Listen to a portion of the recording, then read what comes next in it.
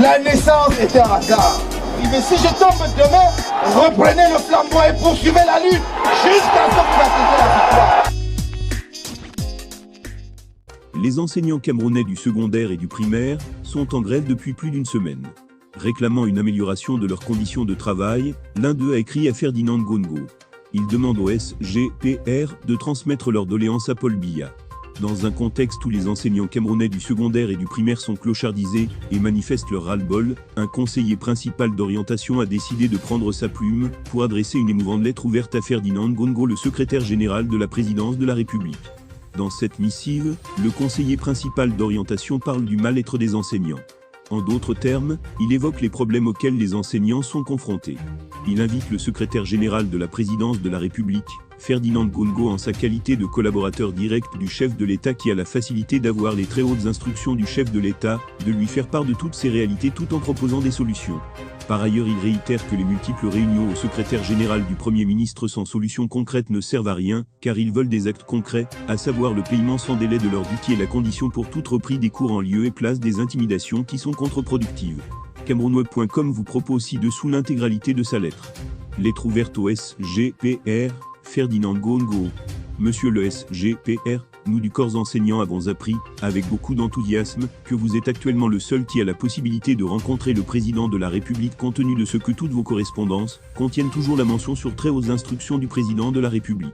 D'ailleurs, dans l'une de vos correspondances pareilles, l'année passée vous ordonniez le paiement des frais de correction des examens, chose qui n'a jamais été respectée à 100%.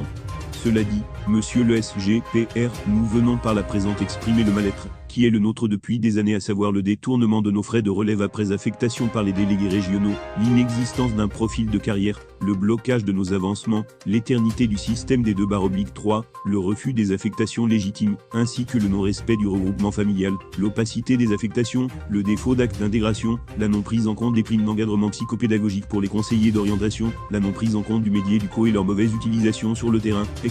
Oui MR, le SGPR, tels sont nos problèmes au quotidien, et ça dure des décennies. Au départ nous faisions confiance à l'État, et nous nous sommes dit que tout ira bien compte tenu des assurances que nous avions reçues en 2017 lors du mouvement d'humeur des enseignants indignés. Mais malheureusement la situation s'est empirée, les mêmes causes ayant produit les mêmes effets. Dès lors, nous avons l'impression que nous ne faisons plus partie des priorités du gouvernement, qui s'attelle à débloquer de l'argent pour les autres activités, et pour les autres corps de métier, mais quand il faut résoudre nos problèmes, on nous parle de tension de trésorerie. Nous avons trop supporté, nous avons consenti d'énormes sacrifices, et dans cette patience, certains de nos collègues sont décédés dans cette situation de misère sans avoir bénéficié des fruits de leur labeur étant vivants. MR, le SGPR, aujourd'hui c'est plus que jamais le moment que vous rencontriez le président de la République, et vous lui fassiez savoir notre mal-être profond, et notre frustration face à cet état de choses. Car nous voulons entre autres l'application du statut particulier des fonctionnaires du corps enseignant, que vous puissiez créer à la CONAC une brigade spéciale de suivi de nos dossiers, et de dénonciation de tous ces fonctionnaires véreux aux mains FOPRA, aux MINSEC et aux MINFI qui bloquent nos dossiers pendant des années, les font disparaître, soutirent même par méchanceté certaines pièces, dans l'optique de nous rançonner en exigeant leur cote.